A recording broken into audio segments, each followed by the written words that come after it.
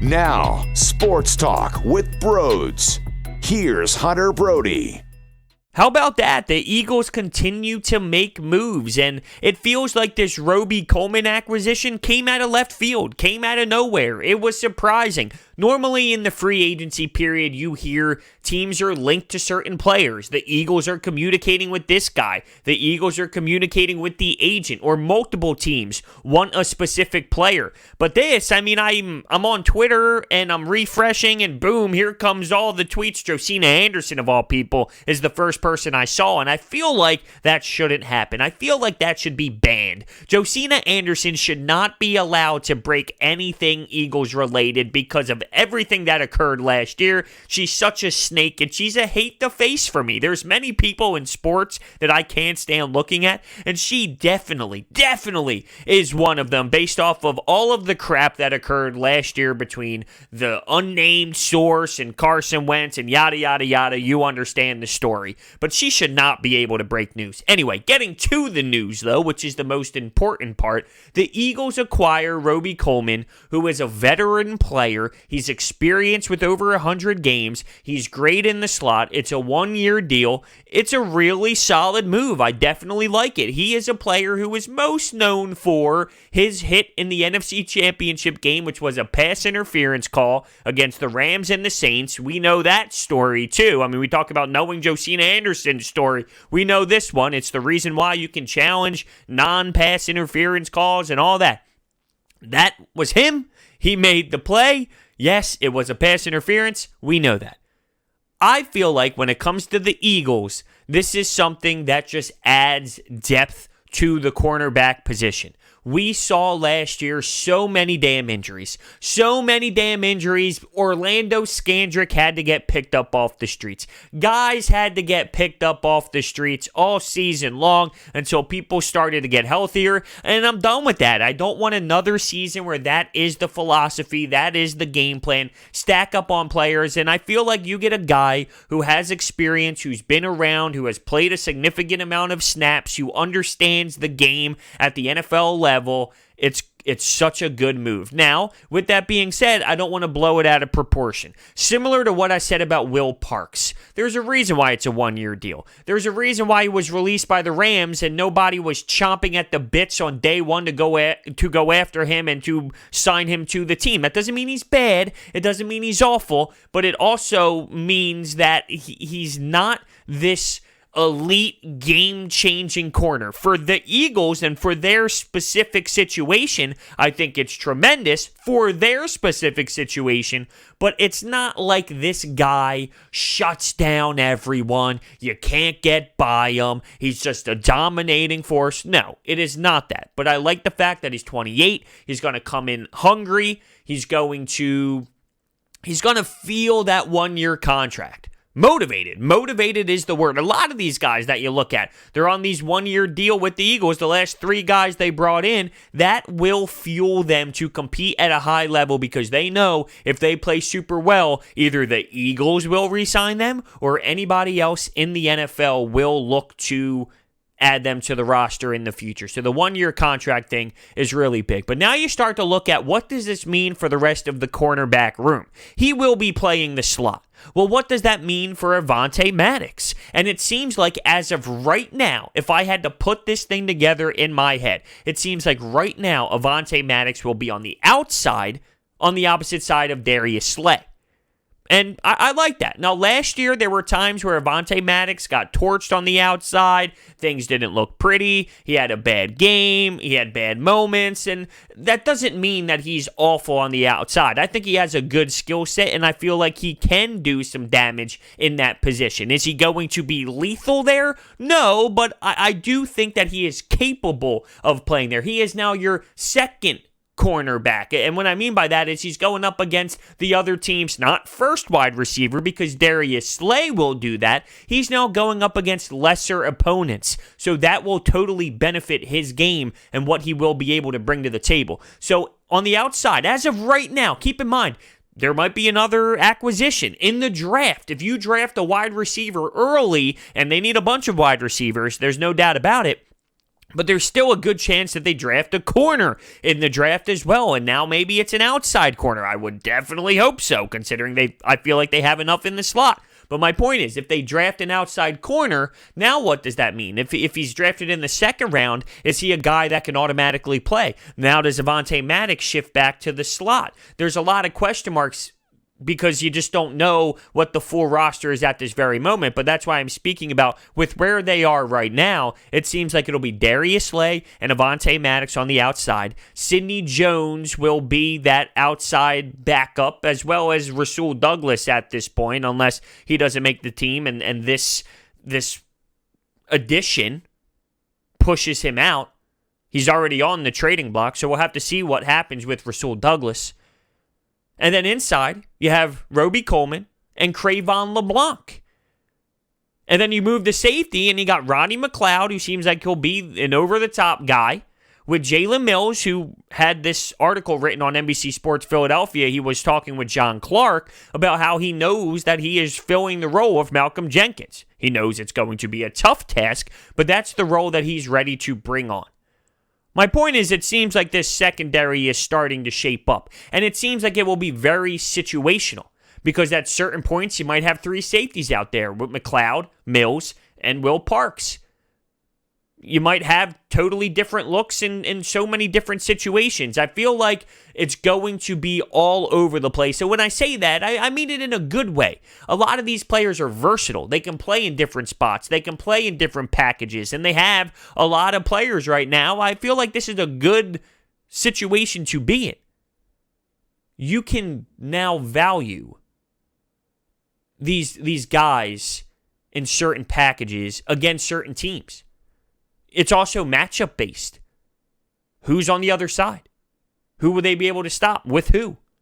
And I feel like Jim Schwartz might have his best roster in a long time looking at the defensive side of the ball. And I still don't think it's done yet.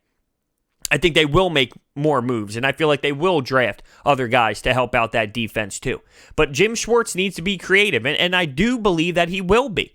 I loved what he did last year.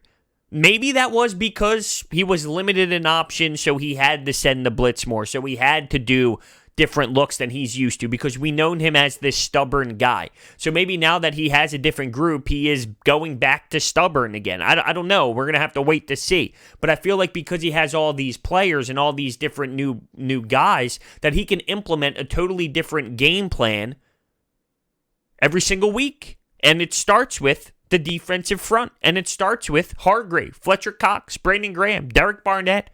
We need a big year out of Derek Barnett. I feel like I say that every single year at this point. I'm not going to lie. So underwhelmed. I talk about it all the time. So underwhelmed with what Derek Barnett has brought to the table so far in his career. He's just an average guy.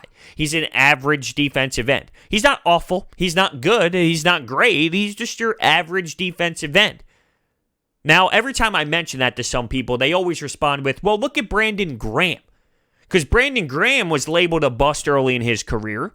He wasn't phenomenal. He wasn't executing at a high rate. And then what happened? He turned into his own. So maybe because Brandon Graham is here, he can teach him. He could show him the ropes. He is proof that just because you don't come out to a hot start, that you can turn the page. You can dial in and become a guy that this city truthfully falls in love with, because there's no doubt Brandon Graham is that guy. Not just because of his play, but because of him off the field as well. He is just a great human being.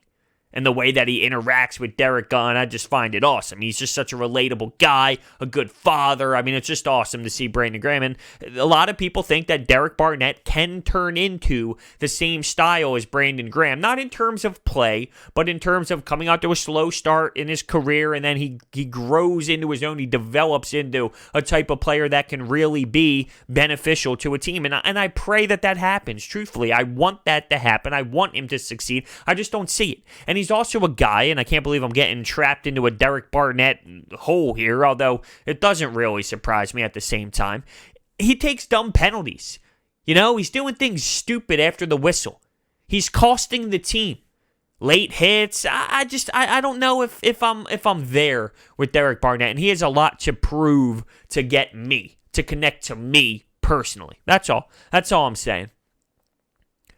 I've never been this intrigued with the defense in a while. And maybe because it's so new, knowing that this team is going in a new direction, getting younger. You get a guy who's in that ballpark of age that they were looking for when they spoke to the media, Howie and Doug Peterson, that is, talking about that age group where they want to target those type of players. I just feel like they have so many options, and they can go with so many different looks, and they can plug and play so many different people in so many different positions. It's almost like, what are they going to do? And I'm intrigued by seeing what they are going to do. Now, Howie Roseman did some work when it came to Darius Slay in that contract. It is a contract that they can get out of. Now, here's the thing. You don't want them to get out of it. And what I mean by that is, if they're getting out of it after a certain year, that means Darius Slay is no longer playable. You want this guy to be playable. You want this guy to be able to compete for this team for multiple years. But the way that this contract is structured, they can totally get out of this thing by 2021, 2022. So when you look at this, and keep in mind, it was a 3-year extension when the Eagles picked him up and made the trade for him. They already had 1 year on the deal. They added 3 more years to it. So for 2020, it's essentially a $1 million contract and a $4.3 million cap hit. So you look at that, and Howie Roseman has stuff to work with. I mean, it's totally awesome for Howie Roseman to have more cap space to play with for this 2020 season. Then you move to 2021. It's $12 million base pay with a 15.75 cap hit, and if you were to cut him after that season, it would only be 6.5 in dead money. So if you wanted to get rid of Darius Slay after the 2021 season, all it would cost you is $6.5 million on the cap. It's not what people want. People want him to play. People want him to be out on the field shutting down the opponent's number 1 wide receiver. That's what they want, and I would expect at that point in his career that he would still be, if he's healthy, if he's, if nothing major happens, if he's a guy who goes out there every Sunday and plays hard and nothing significant happens to him. I believe by the end of 2021, he would still be a guy who can play in the NFL. But if they had to get out of it, it would be very reasonable. And then you look at the 2022 season, $16 million base pay, 19.75 cap hit. But if you got rid of him after 2022, it is only a $3.5 million dead cap hit. So it is so easy to get out of this if things are not pretty. So once again, it's not ideal. It's not like people root for that, but as a business, you need to set yourself up in the future to be able to get out of certain things just in case, especially in a league that is so year to year, that something can happen, then automatically that player ends up being a guy that just flat out can't play. And every time I talk about the GM and Howie Roseman, I have to bring this up because for some reason it doesn't click into people's brains. They have a plan. It's not about the right now, get it done this instant type of thing. Jalen Ramsey is the example I love to use. Not getting Jalen Ramsey was a phenomenal move by Howie Roseman. Yet at the time, people were disgusted. Their faces were turned purple because they were so pissed. Every time they spoke about it, spit would be flying out of their mouths. They couldn't believe it. And my argument was, there is a plan. You need to look 5 years down the road. Not the 5 years is kind of long in the NFL. 2 years down the road, 3 years, 5 years. I mean, there is a blueprint that you need to follow. You can't just be throwing around those first-round picks for Jalen Ramsey. I think they made out better keeping those picks and getting Darius Slay. But dating this back and relating this back to the contract, even though we don't want this to happen, you have to set yourself up for the best position possible if the worst case scenario happens. The worst case scenario is this guy can't play anymore. The Eagles need to get rid of him, but they don't want to be doing what they're doing with Alshon Jeffrey at the moment, and that's struggling to figure out if they're just going to cut him and take the hit and spread it out over the 2 years or find a trade partner. They can get out of the Darius Slay contract. That is the moral of the story, and that's what Howie Roseman does best. I don't think he's great at evaluating talent. I don't think he is the best drafter in the NFL. But when it comes to playing around with money and what he does with the numbers, he is at the top of the league, and he does it again with this contract, and I'm super thrilled, and it's somewhat almost shocking. Not that Darius Slay would turn this down because he's still getting paid a significant amount of money, but it doesn't favor him. And I know a lot of the times the ownership and owners set these contracts up this way for a reason and the players only have so much say, but I feel like it really does favor Howie Roseman and the Eagles more so than I would have thought. Let's just say that. More so than I would have thought it would, but I'm definitely not pissed off about it. Still lots to do. It seems like offense hasn't been touched yet, and they have a game plan. Let's go back to the plan. What is the plan? Well, they totally upgraded this defense. And once again, I think they're still going to in the draft. The draft, though, the eye is on speed. The eye is on wide receivers. Possibly even getting an offensive lineman in the mix. Unless here comes Jason Peters walking through the door. The more the time goes and the more time passes, I think it's going to happen. And I don't know how I feel about it. It depends on his role. If he's a guy who's going to be a Vitae type role, okay. If he's going to come back after everything that happened and be the left tackle, well, we're going to have some issues. We're going to have some problems. Now, I would like to think that that's not going to be the way that this bad boy breaks down, but it is possible. It is the Eagles we were talking about, so you just never know. Now, something that came up that was super interesting to me was this draft concept that Adam Schefter spoke about. And it has to do with, since there's no sports going on, in case you didn't know, in case you live under a rock, there's no sports going on. When the NFL draft comes, and there will be a whole new look to this, since it's not going to be in a specific city where everyone can go crazy, everyone can meet up, where all the people drafted can go up on the stage and dap up Roger Goodell. And, I never really thought about this until right now. That must suck. Imagine being a first-round draft pick or even just a draft pick in general that would be going or attending these drafts. You have to miss out on your draft because of the coronavirus. 25, 30 years from now when you're talking to your grandkids and you talk about the draft, all these other guys you're friends with have pictures dapping up Goodell on stage, and yours will be a what? A webcam? A webcam Zoom call or a Skype call shaking hands like this and screenshotting the computer? Oh, it must suck. But anyway, if they did this, I feel like it would be perfect. And I know by the 7th round, 6th round, it wouldn't mean the same, but it would still be super entertaining. And it's one round a day. One round a day. You got the first day of the draft, it's the first round.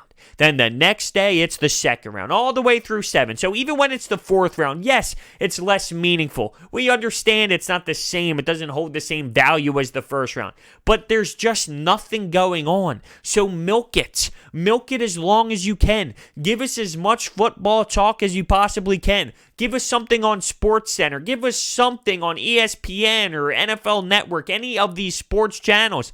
Give us something to talk about as long as possible. If you knock this draft out within 3 days, when you can totally stretch it out for 7, that would just be stupid, right? And think about TV revenue, because now you're adding 4 more days of the NFL draft. You're adding more time. So those same viewers, for example, me, who would watch the first round and then watch the rest of the draft or the 3 days that it normally is. Well, now I am watching it for 7. And it's not just me. Multiply that by 7 billion NFL fans out there, if not even more than 7 billion. From a business standpoint, it even makes more sense. So why not? And I just feel like that's something that would keep sports fans going just a bit more. There's no denying that this whole coronavirus thing is super serious. At the same point, though, sports, it's an escape, and I still want it to be an escape, even through these brutal times. So if the NFL has a chance to milk something to make more money on top of it being an escape, well, I mean, I would think that they would totally process that as a way to make more cash. No, it's the NFL. I mean, that's all they're about. They're adding more playoff teams. They're adding more games. They're doing all this stuff. Why? Because it's all about the Benjamin. So, of course, I feel like this is something that could totally work out and be beneficial to them. Plus, it gives people more time. Now, when you're on the clock during those later rounds, you have a full day to think about your 5th round picks, a full day to establish a game plan. Okay, well, if this guy gets taken off the board, who will we pick here? Who will we pick here? And you can do it round by round by round, and it gives, these guys, these scouts, these coaches, these GMs, these owners more time to communicate and process what the hell is going down. And what's the point? I mean, what's the point of saying no is my point. Who cares if they have more time? At this time, with everything that's going on, I mean, is that a big deal that some of these GMs and owners have more time to talk about a specific draft pick? Everyone has it. It would be different if 3 teams get extra time, but nobody else does. No, it's fair game. Everybody has it. When I read that, I loved it. I'm all for it. I'm rooting for it. I hope they come out and make it happen. I think it would be awesome. Awesome. I'm picturing myself now, right? You think about some of the later picks. You're thinking about the Avonte Maddox.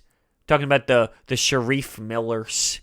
And yeah, there's a difference between Avonte Maddox and Sharif Miller when it comes to talent and production on the field at the moment. But I'm trying to picture a couple days go by. You go through your first 3 rounds. Okay, you're in the 4th round or so, and the Eagles pick, and they're picking Avonte Maddox. Like, I just feel like with everything that's happening now, there'd be some more juice and some more oomph in the draft. We'll see how it shapes up, though. So, moral of the story here, I really am intrigued by what Howie Roseman has done on the defensive side. Darius Slay, a guy who can play, a guy you can count on, getting better in the slot. I heard Chris Harris talking, and he was mentioning how it was the Eagles and another team, and then boom, here comes the Chargers to sweep him away. And I feel like maybe the Eagles had possibly a thought that this was an opportunity once that happened, so they pounced on it. They went after it. And I like Chris Harris. I do. I also like this move. And I like it's a 1-year deal. You're not really dialed in. If it doesn't work, it doesn't work. And I mentioned, these cats are hungry. These 1-year deals, these guys are hungry. They've been around the league. They're not just nobodies. They know how this works, right? I mean, they understand that on a 1-year deal, just because you're playing out there for the Eagles, that 1-year deal, they think about themselves too. It means a lot from the outsiders as well. When they're playing on Sundays, it's not just for the Eagles. It's for all the other teams looking at them for the future. And I don't think that that's a bad way to look at it. I'm sure some people hear that and say, well, who the hell cares? Let's focus on the team. If you're a team guy, if you want to be in this locker room with a good culture, you should be thinking about your teammates and doing what's best for the Philadelphia Eagles. And sure, that's absolutely true. But these guys are human beings trying to make a ton of money, and they're also trying to make a lot for their family. I don't see anything wrong with thinking about that 1-year deal while they're out there. If it pisses them off, if it makes them play better, then by all means, I'm for it. At the end of the day, that still helps the Eagles, right? And lastly, real quick, because I barely touched on it as much as I wanted to, and I'm not going to go crazy involved into it, but this Jalen Mills story is super, super interesting. If there was one guy that I thought had the right mentality to step in for Malcolm Jenkins. And I'm not talking about the physical attributes. I'm not talking about the game itself and the talent and the skill set. I'm talking about the mentality. If there was one person with the mentality that I thought could step into a role like Malcolm Jenkins, it's Jalen Mills. Now, I don't know how this is going to play out. I don't. It can totally not work. It could be very unsuccessful. Jalen Mills could be playing outside cornerback. Will Parks could be playing that safety position in the box. I mean, I do not know how it will play out. But I do know this. Jalen Mills is accepting this role, is accepting to fill that spot. And there's something to be said about this kid and the way that he approaches the game, the way that he mentally prepares, the way that he battles physically, the way that he can have that mindset of, that play happened, it was bad, let's move on to the next one. I feel like it is possible that he does a really solid job this year. Let's clarify. Is he going to be Malcolm Jenkins? No. Is he going to be anything close to Malcolm Jenkins? No. I don't think many people will be. For him, for his skill set, for what he is capable of doing, I think he will be solid in that spot. Only time will tell. And as stated from the jump, there's going to be a lot of different packages, a lot of different players out there, a lot of different scenarios, to the point where he's not going to be playing 99, 100% of these snaps like Malcolm Jenkins did. But when he is out there, I just feel like the kid competes. Like, I can count on him to go out there and give 800% on that play.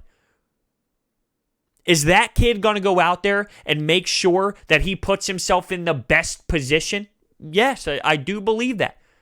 There were times where he used to get bounced by the double move all the time. All right. I just love the kid's mindset. And the way that he is approaching this scenario where Malcolm leaves, he's getting moved to safety. He played safety when he was at LSU, so it's not like he has no experience whatsoever. And I'm not comparing college football to the NFL. It's faster, way faster. These receivers are way more elite. It's a totally different game. But he's experienced. He's totally played the position before. And I just love it. Truthfully, I just love the way that he is sitting here today saying, that is going to be my spot. I am going to take control of that spot. Because the alternative is, and this is what I'm relating it to, yeah, it's a big loss. Malcolm's a big loss. I don't know how we're going to fill that hole. I don't know how we're going to do this. I'm going to go out there and try my best. Hell, he could throw in the Andre Dillard answers. Imagine writing with your left hand when you're right-handed. Well, I wouldn't want to hear that. I just feel like something in his mind is clicking with the right mentality for this spot. And we'll see how it plays out, We'll see. It could be a disaster. Sure, it could be. I like the way he's clocked in, though. The Green Goblin. Love it. Thank you guys so much for watching. Hit that thumbs up button and subscribe. And I will see you next time.